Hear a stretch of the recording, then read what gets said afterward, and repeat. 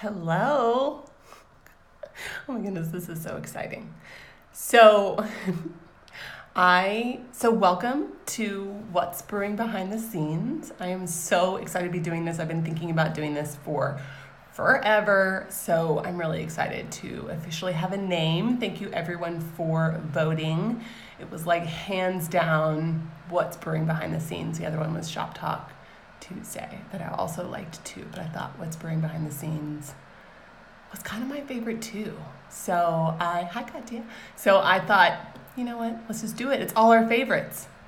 So yes, so I'm excited to be here today to show you guys first off my really complicated coffee routine. Do you guys like coffee too?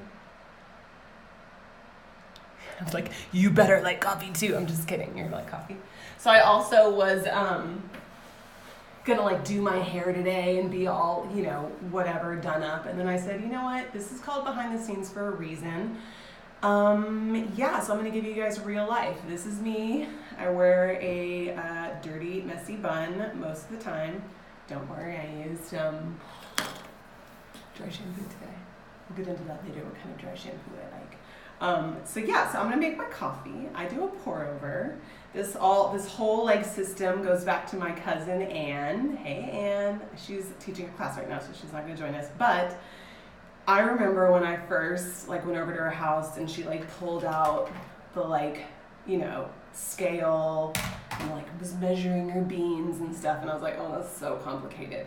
But when I decided I wanted to do a pour over, I was doing a Keurig before, which I know, I'm so embarrassed to even say that. I'm not judging anyone who uses a Keurig right now, but it is a lot of waste and you are brewing your cup of coffee through plastic. So I wanted to switch it up because I only have one good cup of coffee a day. Lately it might look more like two, which is why we're gonna do the Chemex. I'm also gonna make a cup for my husband.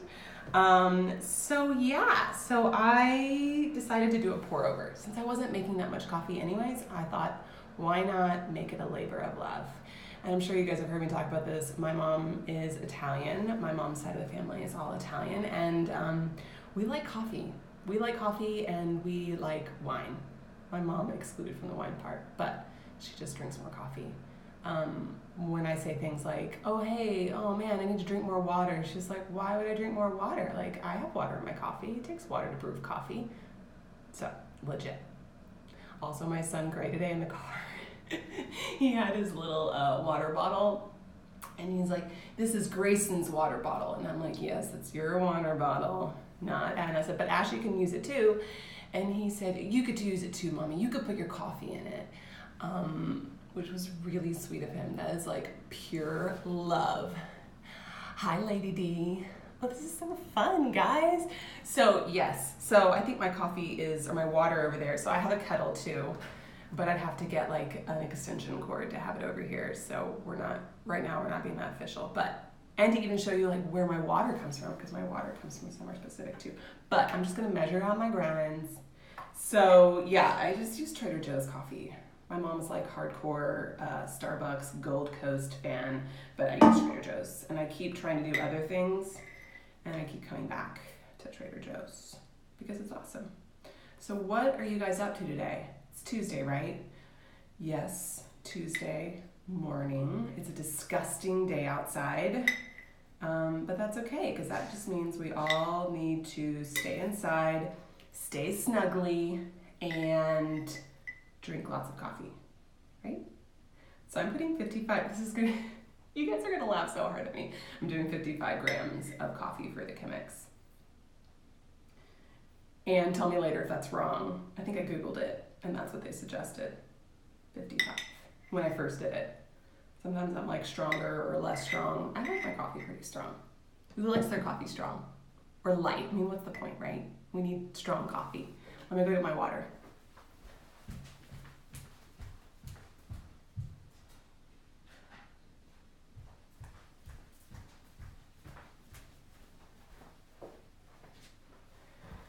So this is so funny too because, normally I would have also put hot water in the Chemex first to heat it up, so that my coffee doesn't get cold fast. But I'm just gonna do it like this. Also, if anybody knows of a way to like keep their coffee hot in the Chemex, I feel like Anne has like a cover. Anne, do you have a cover? And then she has like a little, you could even like put a little mitten. Like, who wants to knit me a mitten for my Chemex? Just kidding. I feel like I want to see if people are, oh, hey. Is that how much do you put, Katia? And how much grinds do you put? It is pretty strong. I'm not weighing my water. I just know how much I need for the Chemex. And like when I'm just doing 1 cup, I just do like a half a liter or whatever. You have to do like a minimum amount in my tea kettle. My tea kettle is like changing my life. It's so amazing.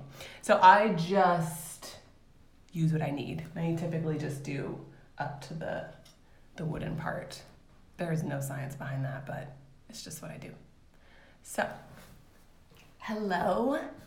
So, I'm gonna keep going. So first you do it and you kind of like let the hot water kind of open up your grinds. I think even some people stir it, but I know I got time for all that craziness.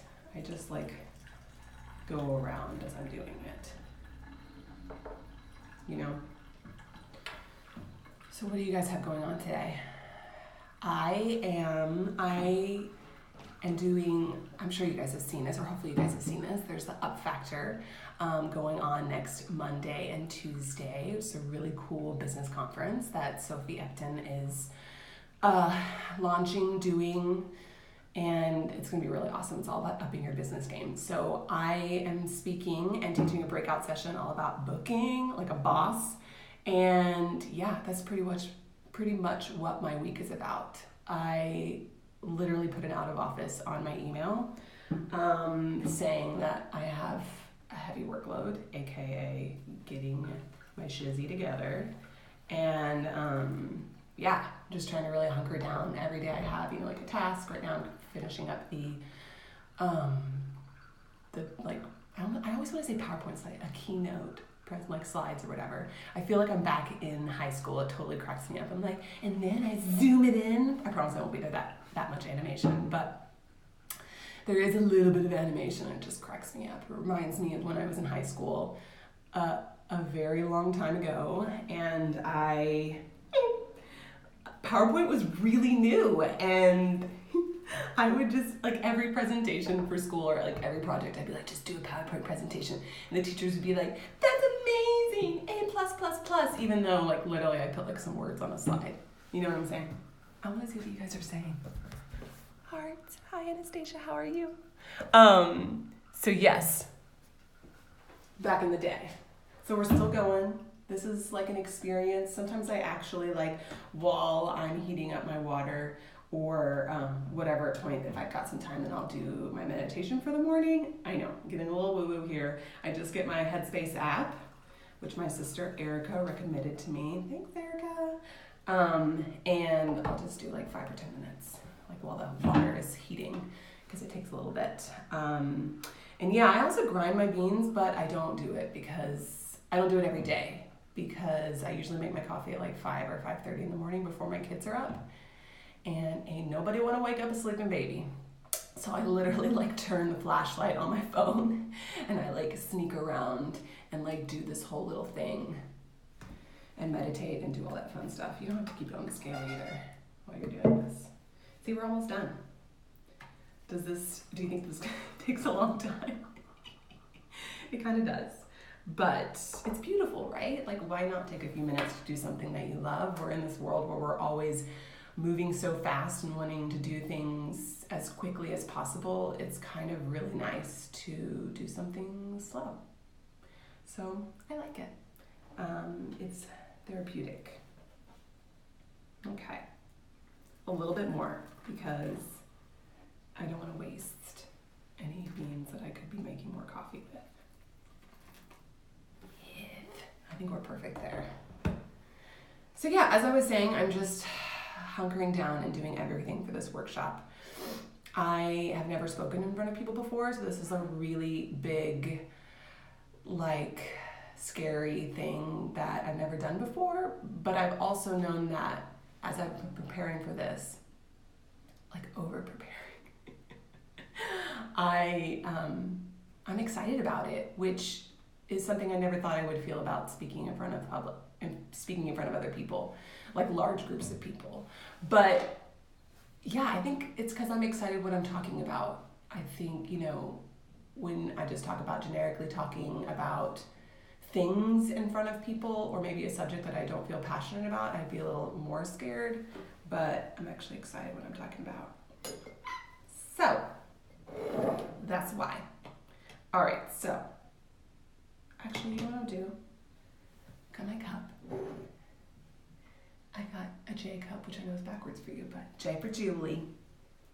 I bought this one time for images, but it's actually one of my favorite cups. So, worth the cost, right? Target for cups all day long. Don't judge me if I spill, because you're not judging, right?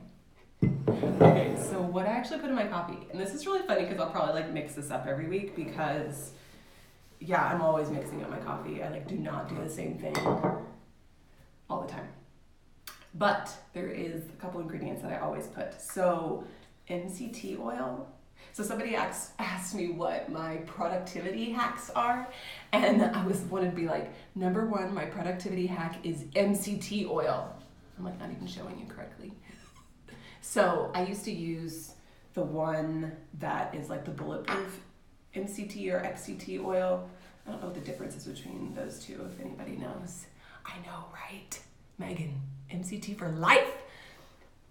So I just got really excited there. So yes, I was using that for a while, but it's really expensive. So when I went to Costco the other day, I was so excited to see that they had Nutiva's MCT oil, and it's 2 of these bottles for a very reasonable price. So, and at first I think I told Megan that I was gonna give her a bottle. I take that back because I go through it really fast. Sorry, Megan. But that's okay, because I think you had to go get your own 2 bottles as well, because yeah, we need a lot, right? So I also put cinnamon. I put quite a bit of cinnamon. People might think I'm a little bit crazy about cinnamon, but I stir my coffee anyways, so mix it together so it doesn't get overwhelming. And so right now I'm just using Califia, their creamer, the almond creamer. If I could do half and half, I would absolutely be doing half and half. But yeah, because of my baby, I'm not drinking any dairy. So yeah, so their creamer is really good. It's an almond and coconut blend. So yeah.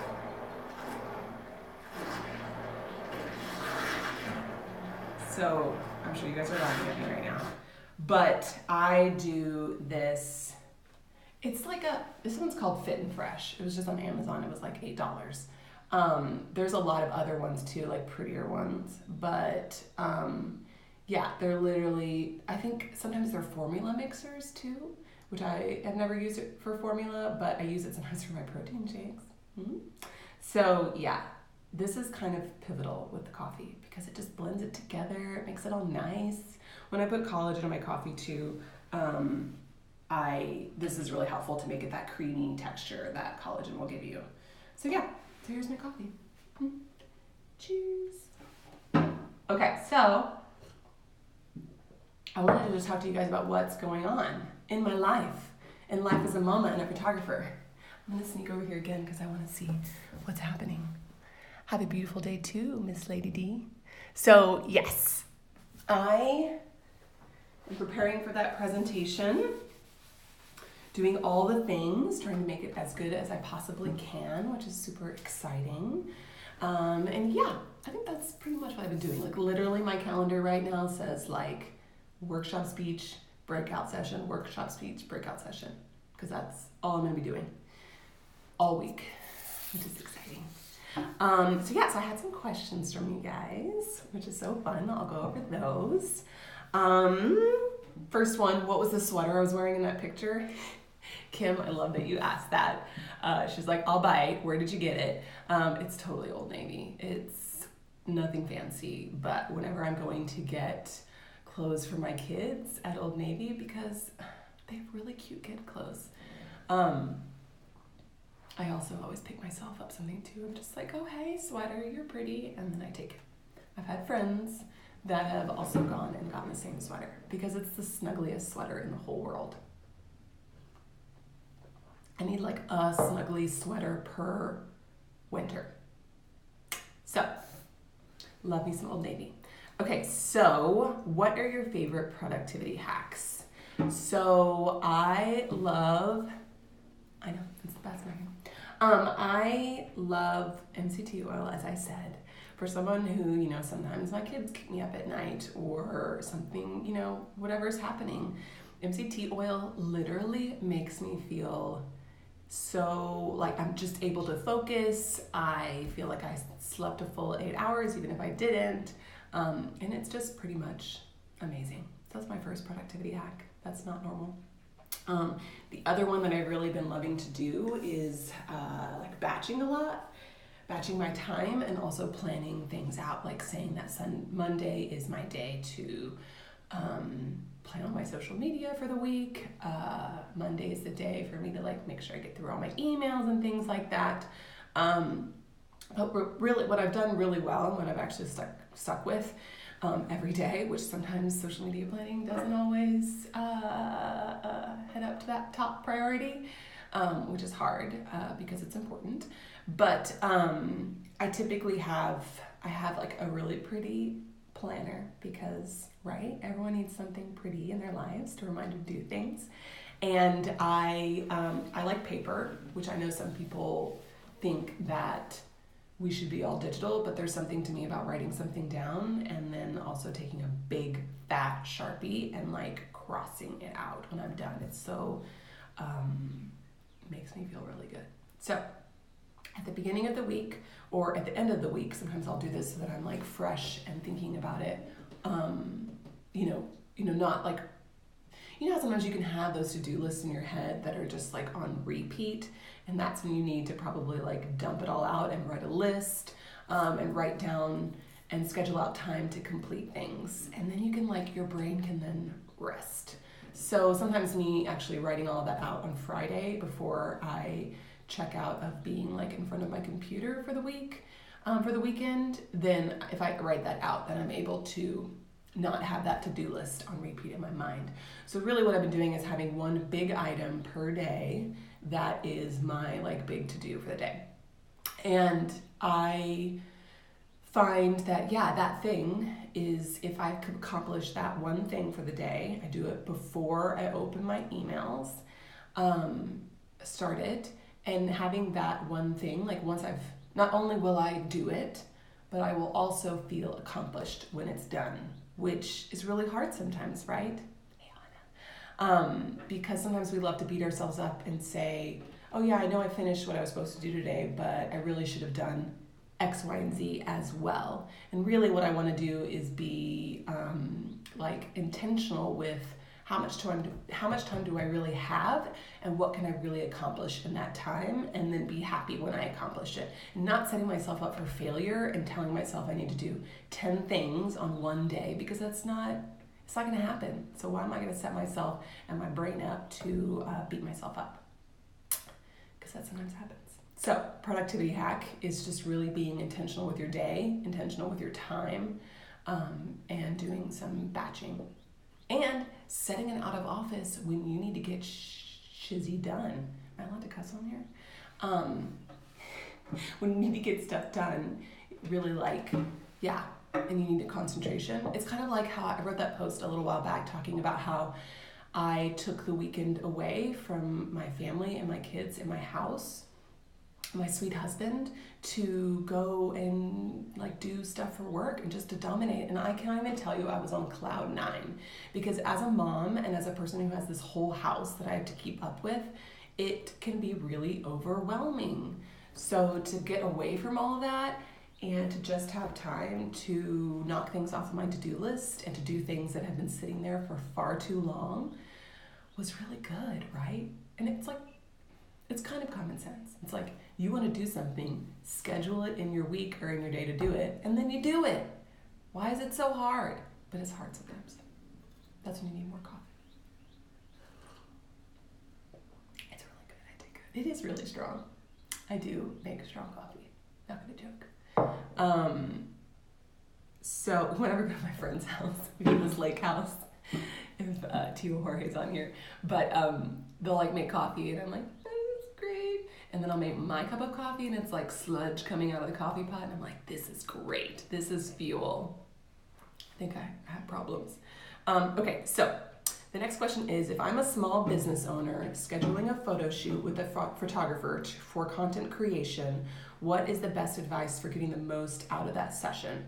So I love this question because I myself also do branded shoots for myself, right? Because I don't have time every day to be like getting all pretty and perfect and then like setting myself up in perfect light, and it may be cloudy, it may not, whatever it may be.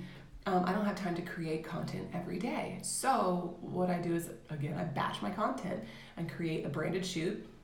I actually did one last year and then I did one this year. I could even do it more, but I actually found that one was perfect for the year. And then I just keep using those images throughout my materials, my marketing materials, and to promote stuff. So as you guys saw in my most recent brand shoot by this super talented Miss Jenna McElroy, I made coffee because I talk about coffee a lot. So when I was preparing for that shoot, I kind of had like a notes in my, oh my gosh, my cat might participate. I had a notes in my phone, and I had a document on my computer that just had like lists of ideas, things that I want to talk about, in my social medias. Oh hey, this is Koji. He actually really likes coffee, which is weird. He's gonna show you his bottom. So thinking about captions that I want to talk about, topics that I want to talk about, topics that are on brand for me, things visually, how do I tell my brand story? So creating that list of things, that I would like to visually represent and visually talk about my brand. And so having a list of things that we can kind of cover. And then from there, really even further pulling inspiration. So whether you're saving and creating a board in your Instagram or whether you're going on Pinterest, I did both. And then from there created a complete list of things that I wanted to do at my shoot. So I really think over preparing, thinking about where you're going to be using these visuals, what story are you trying to tell, thinking also about the fact that on social media they may be more square, and on your website they may be more horizontal. You may want more space in order to add wording and text to the images. So think about all of that and really articulate that with your photographer, and that's really going to set you up for success. So having that, sometimes you would think that maybe that limits the photographer, but I personally feel that it gives us a great starting point to make sure that we're creating the content that you need, and from there we can get creative and riff and create new images from there. I want to come see. Hi, Simon. Yes. So I really like to do that. And that's what's really worked for me. And what I've recommended to other people is to really create that kind of really specific list, from pulling in from inspiration for what you're wanting to look and do, and thinking about the story that you want to tell. So I hope that's helpful. Miss Jillian had a couple questions for me as well. She said, if you were going to go back to when you started your photography business, would you change anything, and what advice would you give yourself? Okay. I've been thinking really hard about this question because so many things and nothing all at the same time, I think that, I'm a firm believer that I feel like my journey has happened for a reason, and that I really, I actually like the way my journey has unfolded, and I feel like it was everything that I did was exactly what I needed at that time. I don't think I would do anything different. In the very beginning, I was hardcore about consuming information and becoming better. And I was willing to save up and pay for that as well. So I actually had a full-time business when I first started my photography business. And that really helped me to, number one, buy the equipment that I wanted to have, and to also invest a lot of money in myself, and going to different workshops, doing different mentor sessions with people, that was really helpful.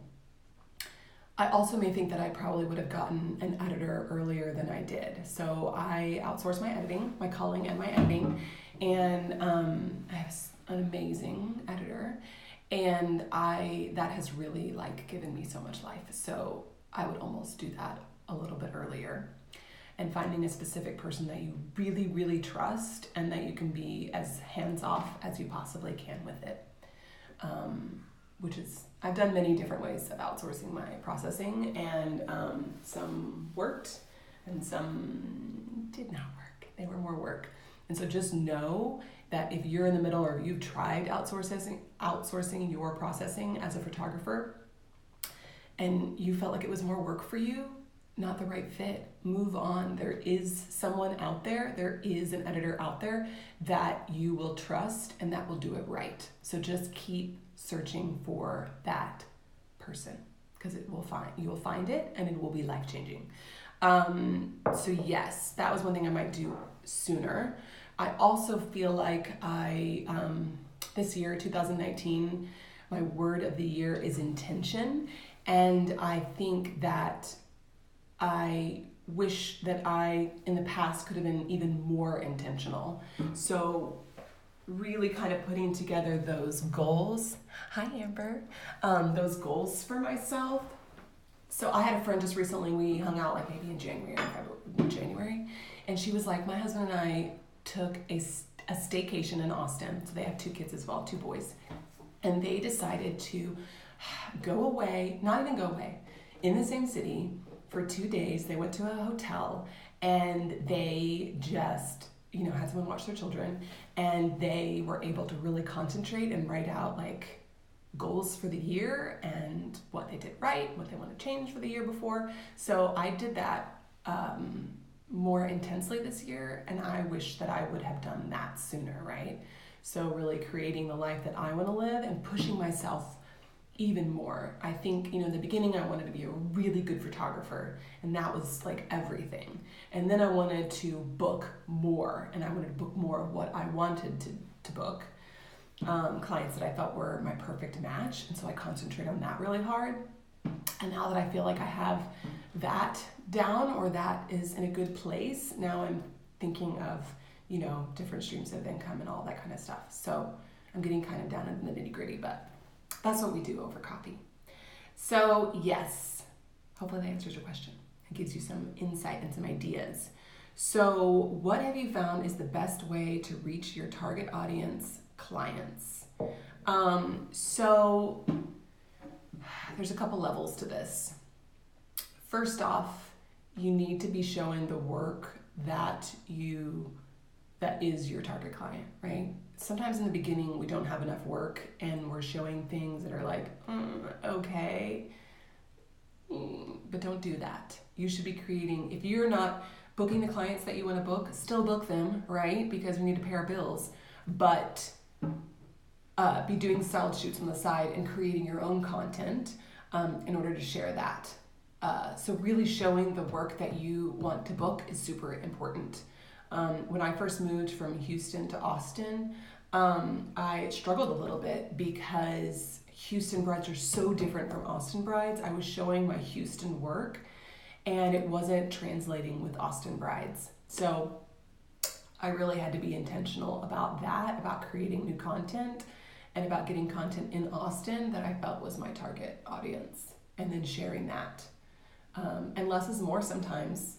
You don't have to have a million shoots that you love. You can, less is more. Higher quality is better. What else do I think about that? I think social media is a powerful tool for creating, it's like we have these websites that are like perfect and they've got a portfolio and it's all beautiful. But then when you have your Instagram, it's kind of like an everyday curated portfolio. So I feel like that can be powerful because it shows a little bit more in depth what your look and feel is and who your target client is. So social media is really great. Instagram, Pinterest. I just booked my first wedding off of Pinterest, and I should have done that a lot sooner, like really committed to Pinterest and having someone help me do it, which is how I do it. So yeah, so hopefully that helped you guys. Does anybody have any other questions for me while I'm sipping on my coffee today? I'm gonna get closer. This is my dining room, by the way. Hi guys. So yeah, that's how I make a coffee. I do it every day. And then, so my morning routine is I wake up around 5 or 5:30 a.m. I just started this maybe a couple months ago. And at first I was like, how am I ever gonna wake up that early? Like, I go to bed too late. It makes you get up. It makes you go to bed earlier for sure because you're tired, right? But now I crave that time alone by myself in the quiet. So I don't like to miss it. So I get up, I roll out of bed, my phone is on airport mode, so I just turn off my alarm, and then I go start my coffee, and then maybe start the water boiling, and then I do my meditation like I talked to you guys about earlier. I'm not perfect about doing it every day, but I do feel like it's helpful. And then I head over to my computer and I start my big task for the day. So I really hope that this was fun, you guys, and helpful. And thank you so, so much for joining me today. And yeah, I will save this to my profile, so feel free to watch. Feel free to send me other questions. And I will see you guys next week with what is it again? What's behind the scenes? What's brewing behind the scenes? I'll get it, guys. I get it, I promise. Have a good Tuesday.